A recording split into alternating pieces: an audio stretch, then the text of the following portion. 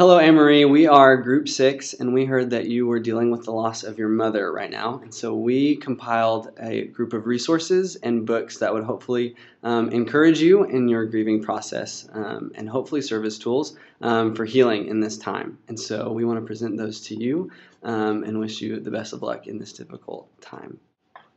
Hi, I'm Allie Donovan, and my first book that I read was Her Mother's Face by Roddy Doyle, and it's about a girl named Chauvin, and she can only remember how her mother joked, but she can't remember what her mom looked like until a mysterious woman came and told her a secret about her mother, and now she's being able to remember her. And my second book was The Invisible Boy by Evan Kuhlman, and this is about a boy who's getting whiter hair and his skin's getting paler, and he starts to write a journal about his feelings and just he's coping with it by his dad's death. And then my third book was Walk Two Moons by Sharon Creech, and it's about a girl who's traveling with her grandparents to see her mom in Lewistown, Idaho, and she's just hoping to get there before her mom's birthday and just trying to stay positive and optimistic. Hi, I'm Michelin Tischer, and I chose 3 books that I think would help you a lot in your situation.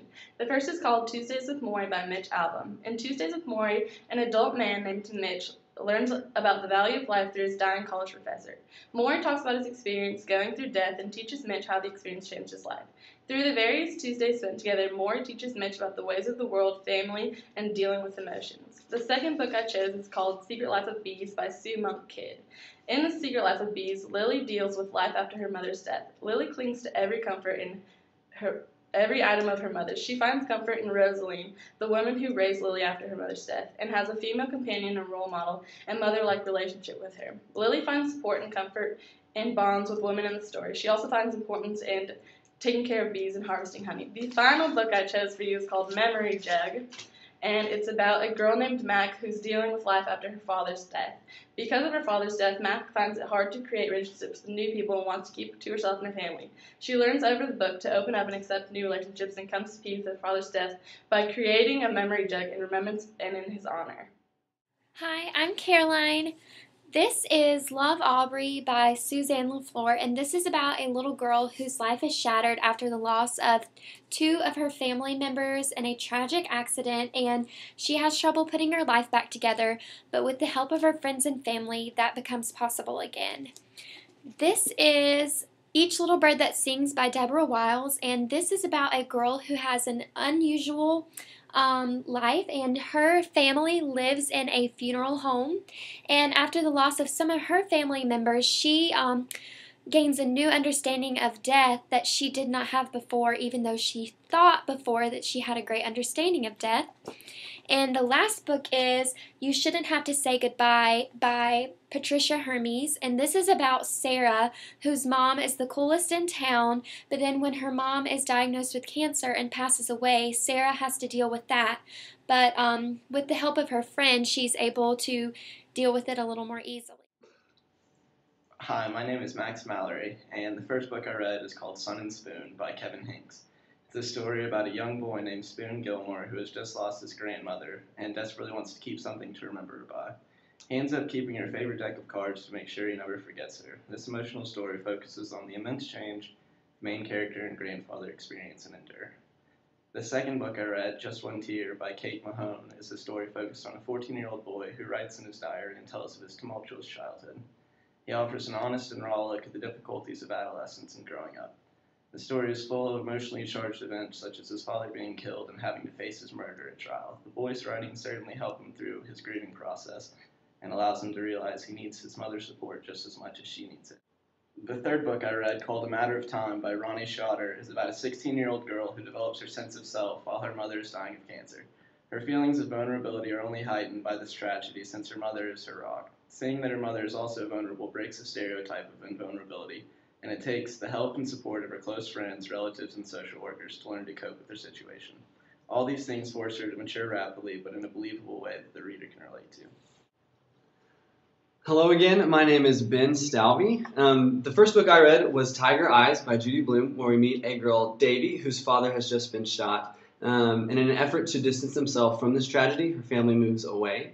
And while she is away, she meets some unexpected friends who help her see that coping with grief is a very individual and personal thing.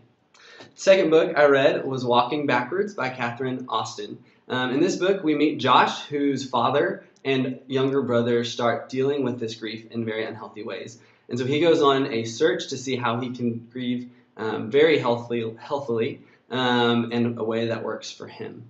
And then my last book was A Bridge to Terabithia, where we meet Jess Aarons and his best friend Leslie. And when tragedy strikes at the very end of the book, we see Jess have to cope in some pretty serious ways that lead to him being able to teach the lessons that he learned along the book to his younger sister in a very impactful way. Hi, my name is Radisha Williams, and the first book that I chose to look at was Lanky Longlegs by Kayla Renton. And it's about a girl who experiences the death of her brother and the birth of her dog's puppy. This book is very appropriate for children who experience any kind of loss. The second book that I chose to read was Love, Ruby Lavender by Deborah Wild. And it's about a girl named Ruby who believes that she will have a horrible summer with her grandmother leaving Mississippi to be with her new grandchild. In her absence, Ruby learns how to stop blaming herself for her grandfather's death. The third book that I chose to read was Beat the Total Drum by Constance Green, and it's about a 12-year-old Kate and her younger sister who shares a wonderful sisterly bond, even though the two characters are portrayed differently. In this story, Kate has to cope with the accidental death of her sister.